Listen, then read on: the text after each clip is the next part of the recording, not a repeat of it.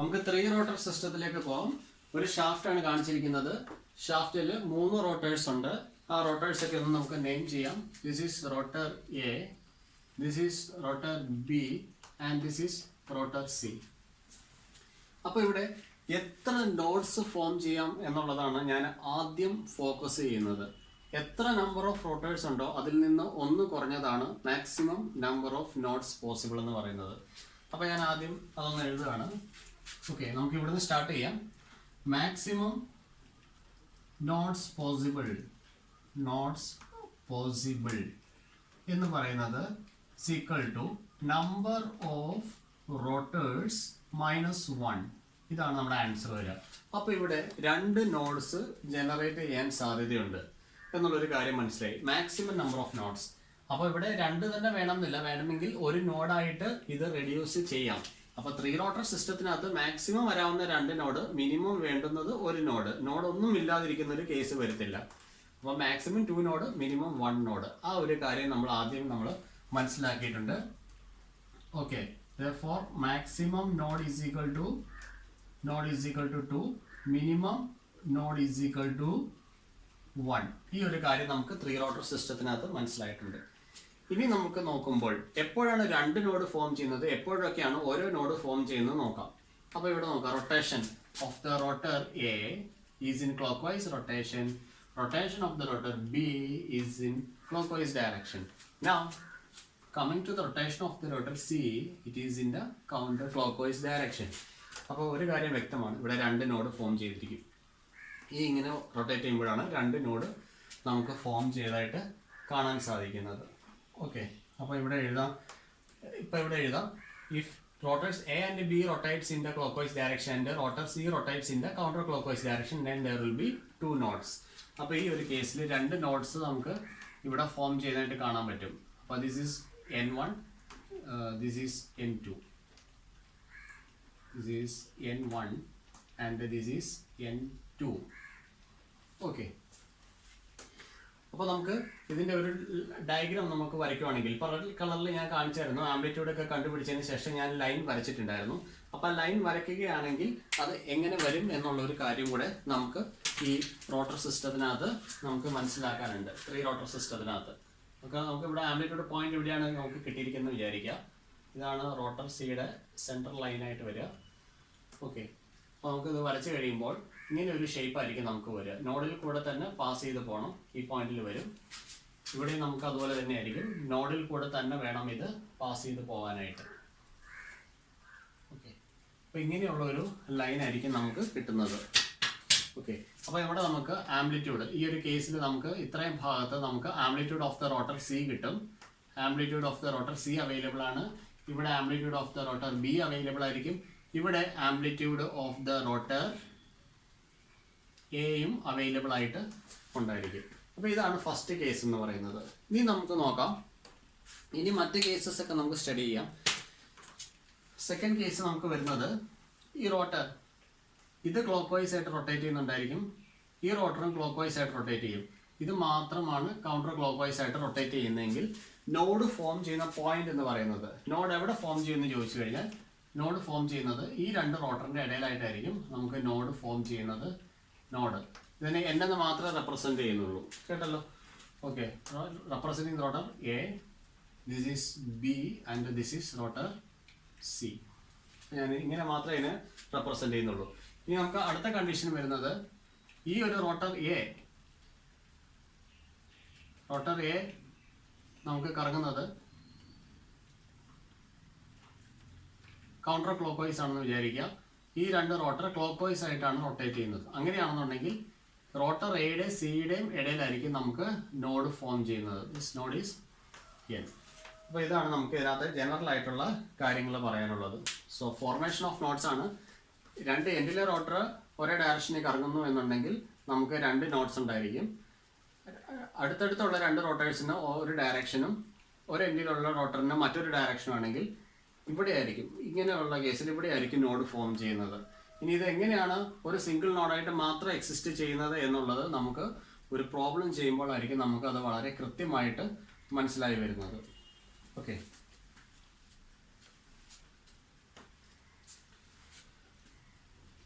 Now നമുക്ക് ഇതിൻ്റെ കുറച്ച് ഇക്വേഷൻസ് ഒക്കെ നോക്കാം. ഇവിടെ നോക്കിക്കഴിഞ്ഞാൽ റോട്ടർ എയും റോട്ടർ ബിയും, ഞാനിപ്പോൾ ഫസ്റ്റ് കേസാണ് സ്റ്റഡി ചെയ്യുന്നത്. സോ സ്റ്റഡിങ് ദ കേസ് 1 നമ്മൾ എടുക്കാം. കേസ് 1 ആയിട്ട് ഞാൻ എടുക്കുകയാണ്. കേസ് 1 ഇതാണ് കേസ് 1. കേസ് 1. അപ്പോൾ റോട്ടർ എയ്ക്കും ബിക്കും ക്ലോക്ക് വൈസ് ഡയറക്ഷൻ ആണ്. അപ്പോൾ ഇവിടെ എഴുതാൻ പറ്റുന്നുണ്ട് frequency of the natural frequency of torsional vibration of rotor A should be equal to natural frequency of torsional vibration of B, since they are rotating in the same direction. They are rotating in the same direction. They are rotating in same direction. ഇത്രയും കാര്യങ്ങൾ അതിൽ നിന്ന് എഴുതി. പക്ഷേ നമുക്ക് theory അനുസരിച്ച് നമ്മളൊരു 2 rotor സിസ്റ്റത്തിനകത്ത് നമ്മൾ തിയറി പഠിച്ചായിരുന്നു. ഒരു ഷാഫ്റ്റ് എത്ര ഡിഫറെൻറ്റ് ഷാഫ്റ്റ് ആയിട്ട്, ഒരു സിംഗിൾ ഷാഫ്റ്റ് തന്നെ 2-3 ടൈപ്പ് ഷാഫ്റ്റ് ആയിട്ട് ബിഹേവ് ചെയ്തെന്ന് വരികിലും അതിൻ്റെ ആ ഒരു ടോട്ടലി നമ്മൾ നോക്കിക്കഴിഞ്ഞാൽ അതിൻ്റെ നാച്ചുറൽ ഫ്രീക്വൻസി സെയിം ആയിട്ട് തന്നെ നിൽക്കണം. അപ്പോൾ നമുക്ക് കണ്ടീഷൻ പറയുന്നതാണ് ആസ് പെർ തിയറി നമുക്ക് പറയാം FNA should be equal to FNB that should be equal to FNC.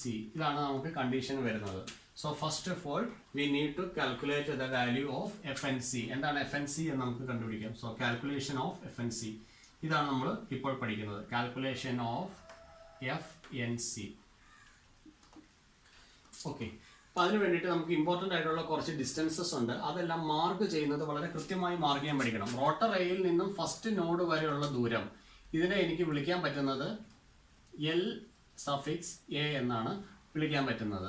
Rotor ബിയിൽ നിന്നും സെക്കൻഡ് നോഡ് വരെയുള്ള ദൂരം, ഇത് നമ്മൾ മാർക്ക് ചെയ്യണം L(B) ആയിട്ടാണ് മാർക്ക് ചെയ്യുന്നത്. ഇനി റോട്ടർ സിയിൽ നിന്ന് ഫസ്റ്റ് നോഡ് വരെയുള്ള ദൂരം, ഇത് മാർക്ക് ചെയ്യുന്നത് നോക്കിക്കോളൂ. ഇതാണ് ഞാൻ മാർക്ക് ചെയ്തിരിക്കുന്നത്. ഇതിനെ ഞാൻ വിളിക്കുന്നത് LC1 എന്നാണ് വിളിക്കുന്നത്. റോട്ടർ സിയിൽ നിന്നും സെക്കൻഡ് നോഡ് വരെയുള്ള ദൂരം, ഇതിനെ എനിക്ക് വിളിക്കാൻ പറ്റുന്നത് LC2 എന്നാണ് വിളിക്കാൻ പറ്റുന്നത്. അപ്പോൾ ശ്രദ്ധിക്കുക, ഫസ്റ്റ് നോഡിൽ നിന്ന് റോട്ടർ സി വരെയുള്ള ദൂരം LC1, ഈ റോട്ടർ സിയിൽ നിന്ന് സെക്കൻഡ് നോഡ് വരെയുള്ള ദൂരം LC2 ആയിട്ടും മാർക്ക് ചെയ്തിട്ടുണ്ട്. ഇനി ഇതിന് പുറമെ 2 റോട്ടേഴ്സ് തമ്മിലുള്ള ഡിസ്റ്റൻസ്, ഈ 2 റോട്ടർ തമ്മിലുള്ള ദൂരം L1 ആയിട്ട് കൺസിഡർ ചെയ്തു. അതുപോലെ തന്നെ ഈ 2 റോട്ടർ തമ്മിൽ സിയും ബിയും തമ്മിലുള്ള ദൂരം ഞാൻ L2 ആയിട്ട് കൺസിഡർ ചെയ്തിട്ടുണ്ട്. ഓക്കെ, ഇപ്പോൾ ഡയഗ്രാം കുറച്ച് കൺജസ്റ്റഡ് ആയിട്ട് അവിടെ കാണുന്നുണ്ട്, എന്നാലും വരച്ചത് ക്ലിയർ ആണെന്ന് വിശ്വസിക്കുന്നു. ഓക്കെ, ഇനി നമുക്ക് കാര്യം പറഞ്ഞു കഴിഞ്ഞാൽ ഈ 2 ഡയഗ്രത്തിൻ്റെ ആവശ്യം നമുക്കിവിടെ വരുന്നില്ല, നമുക്കിത് റബ്ബ് ചെയ്യാം. ഓക്കെ,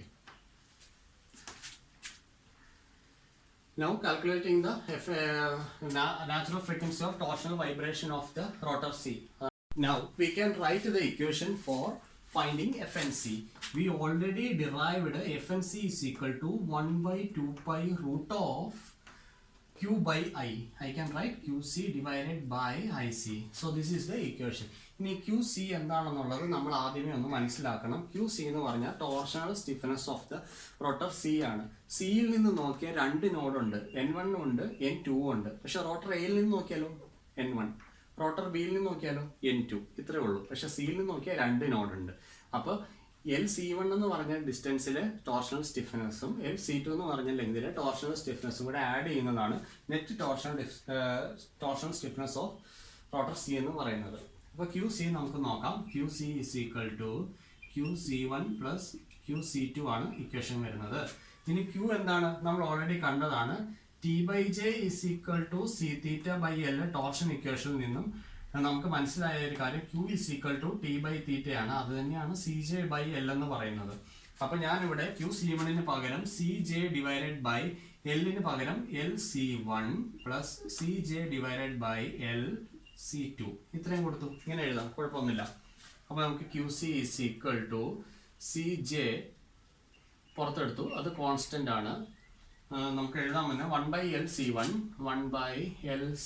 plus 1/LC2 ഇത്ര എടുത്ത് എഴുതി. ഓക്കെ, ഇനി LC1 എന്താണെന്ന് നോക്കിക്കുക. ഫിഗറിനകത്തുനിന്ന് L1 - LA ആണ്. LC2 എന്ന് പറഞ്ഞാലോ L2 മൈനസ് LB ആണ്. അത് നമുക്ക് അവിടെ സബ്സ്റ്റിറ്റ്യൂട്ട് ചെയ്ത് കൊടുക്കാം. CJ 1/LC1 പകരം എന്ത് ചെയ്യാം? L1 minus LA plus 1/LC2 പകരം L2 മൈനസ് LB ഇത്രയും കൊടുക്കാം. അപ്പോൾ നമുക്ക് QCയുടെ വാല്യൂ ആയി. അപ്പോൾ നമുക്ക് ദിസ് ഈസ് ഇക്വേഷൻ 1 ആയിട്ട് കിട്ടി. ഇത് ഇക്വേഷൻ 1 നമുക്ക് കൊടുക്കാം. This is equation number 2.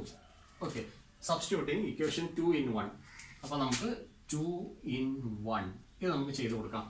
അപ്പോൾ നമുക്ക് FNC is equal to FNC equation വരിക നമുക്ക് 1/2π ഇൻറ്റു റൂട്ട് ഓഫ് എന്താ വരിക CJ into 1/L1 minus LA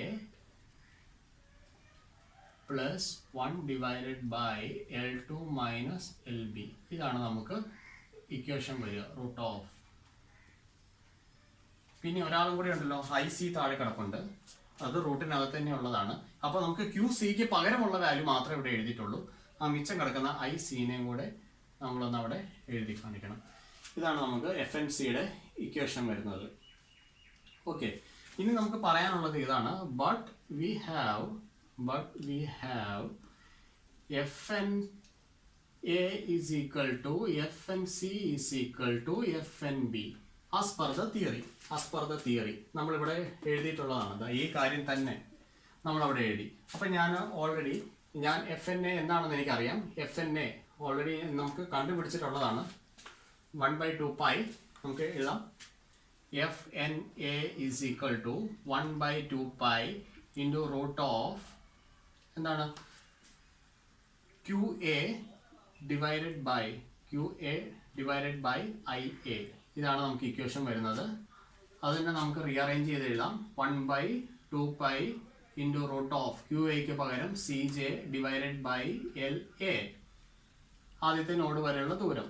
അപ്പോൾ നമുക്ക് QA കഴിഞ്ഞു ഇൻറ്റു IA. ഇതാണ് ഇക്വേഷൻ വരിക. ഇനി നമുക്ക് ഇതിനെ ഞാൻ ഇക്വേഷൻ നമ്പർ 3 ആയിട്ട് കൊടുക്കുക. ഇതിനെ this is equation number 3 and this is equation number 4. ഇനി നമുക്ക് 3ഉം 4ഉം കൂടെ ഒന്ന് ഇക്വേറ്റ് ചെയ്ത് നോക്കാം. Okay, just rubbing this one.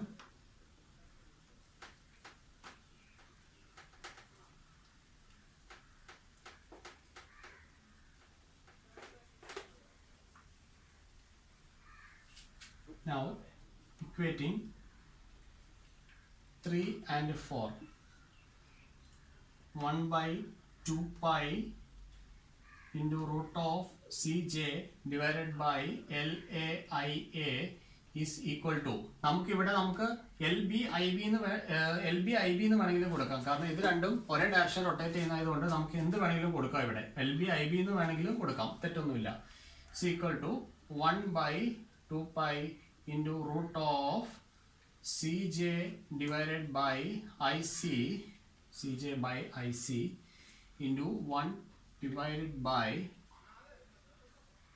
L1 minus LA plus 1 divided by L2 minus LB.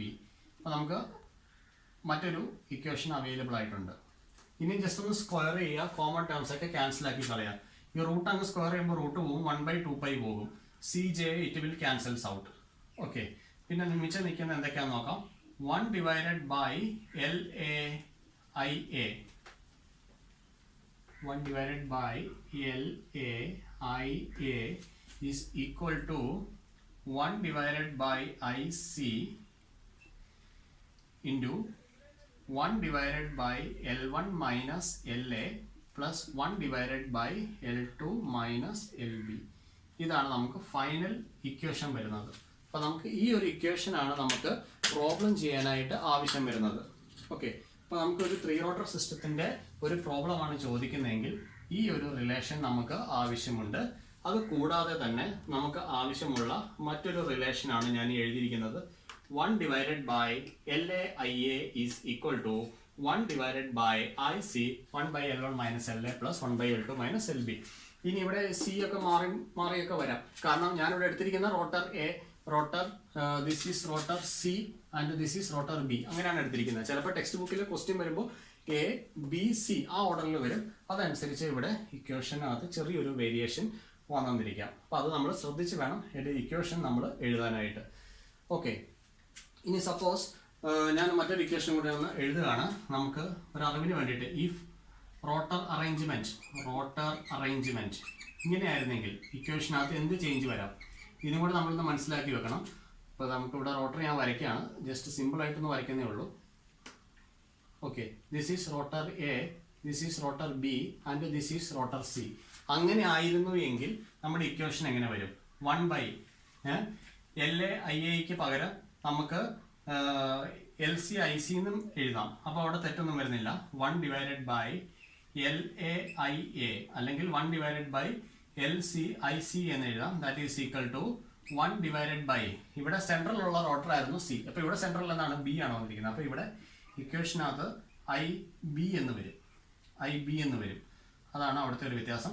Into 1/L1 minus LA. അത് അങ്ങനെ തന്നെ വരും, L1 മൈനസ് LA എന്ന് പറയുന്നത്. ഓക്കെ, ആദ്യത്തെ റോട്ടർ ഇവിടെ തന്നെ ആയതുകൊണ്ട് മാറ്റമൊന്നുമില്ല. പ്ലസ് 1/L2, ഈ ഡിസ്റ്റൻസ് ആണ് L2. ഓക്കെ, അപ്പോൾ ഈ ഡിസ്റ്റൻസ് LC ആയിട്ട് മാറും. ഇത് റോട്ടർ സി ആണെങ്കിൽ ഈ ഡിസ്റ്റൻസ് LC ആണ്. L2 മൈനസ് LC, ഇതാണ് നമുക്ക് ഇക്വേഷൻ വരിക. ഓക്കെ, അപ്പോൾ റോട്ടറിന്റെ അറേഞ്ച്മെന്റ് ശ്രദ്ധിക്കുക. ABC എന്നാണ് ക്വസ്റ്റിനകത്ത് ഉണ്ടെങ്കിൽ ഇക്വേഷൻ ഇതാണ് എടുക്കേണ്ടത്. ഇനി ACB ഇതാണ് ഫോർമാറ്റ് എങ്കിൽ നമ്മൾ ഈ ഇക്വേഷൻ സെലക്ട് ചെയ്യണം. അപ്പോൾ അതൊന്ന് ശ്രദ്ധിക്കണം പ്രോബ്ലം കിട്ടുമ്പോൾ. ഇനി ഇത് കൂടാതെ നമുക്ക് പ്രോബ്ലം ചെയ്യാനായിട്ട് ഈ ഒരു ഇക്വേഷൻ ഞാൻ പറഞ്ഞു, ഈ ഇക്വേഷൻ വേണം, ഈ ഇക്വേഷൻ വേണം. ഇനി ഇതുപോലെ തന്നെ നമുക്ക് ടോർഷണലി ഈക്വലന്റ് ഷാഫ്റ്റിന്റെ ഒരു ഇക്വേഷനും കൂടെ വരും. അതും കൂടെ ഉണ്ടെങ്കിൽ മാത്രമേ നമുക്ക് ഇതിന്റെ പ്രോബ്ലം ചെയ്യാൻ പറ്റത്തുള്ളൂ. So our next section will focus on torsionally equivalent shaft. Thank U.